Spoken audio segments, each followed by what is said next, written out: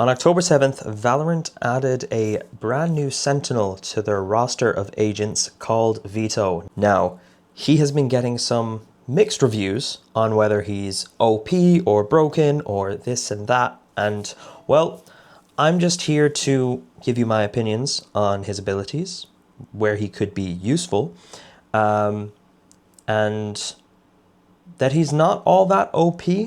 We're just going to run through his abilities first, and as I go along, I'm going to talk about why, his abilities are cool, but I wouldn't call them overpowered because they can technically be countered. Let's start off with his teleport ability called Cross Cut. You can put 2 of these down at a time. During the buy phase, you are able to pick them back up again, but not thereafter. It's pretty handy for being on site, defending on site, and being able to TP from one place to another. Kind of having it in your FOV is almost better. I'm thinking, let's say, Ascent A site. You're behind boxes and you have it over in gardens or somewhere over there, so you can quickly flick and TP over there out of the way when they're pushing through main. Kind of handy that way. Or you can have it up, say, up in heaven, so you playing from boxes again.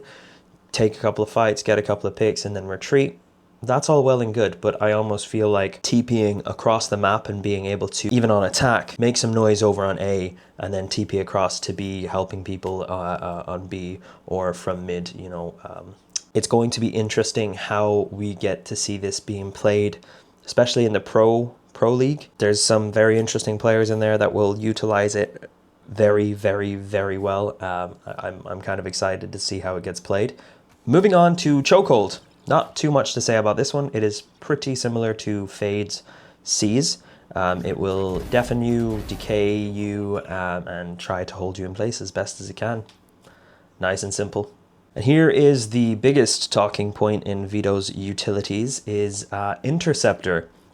A fun little ball that you can place around the map, hide it kind of wherever you can, and then activate it when desired to destroy any utilities that would, say, interact or bounce off of you as a player. What I mean by that is, say, like Sova darts, recon arrows, sky flashes, nades, rays, ult, or jump packs.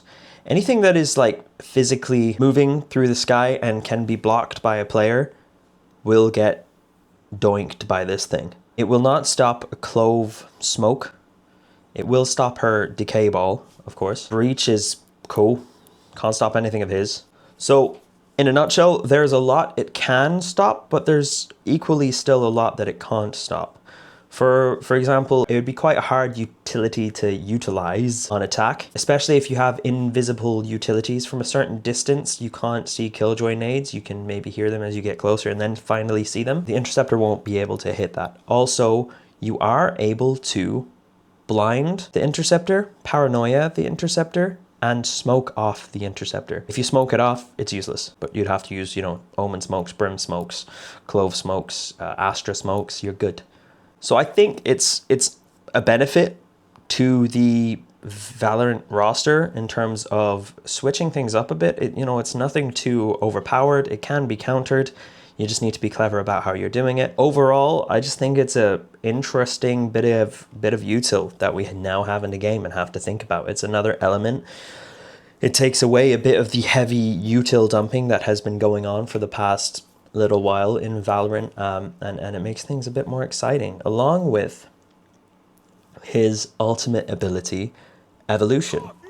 Simply put, it makes him immune to all debuffs. Whether you're getting hit by ISO's ult, Raze's ult, a flash, a paranoia, a leer, he's good. Don't worry about it, he's good. It just forces you to hit your shot, because it's not going to make him immune to Chambers' sniper. Jett's knives are still going to hit him in the head. I think it's pushing Valorant in a good direction in terms of my predictions for the big update that's coming towards the end of the year is going to be trying to focus more on the gunplay. Bring that back a bit more.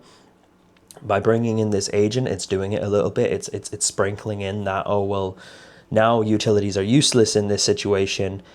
Have a bit more gunplay and hit your shots. And I think it's going to be good. It's going to be good, and I'm excited to see what Riot come out with for the big update towards the end of the year. What's going to happen there? I know there's probably going to be a couple of map changes. I'm excited to see. I will be keeping you guys updated as much as I can. Overall, let me know what you think of the new agent Veto. Do you think he's OP? Do you think what I have said makes sense? How do you think he can be used most efficiently?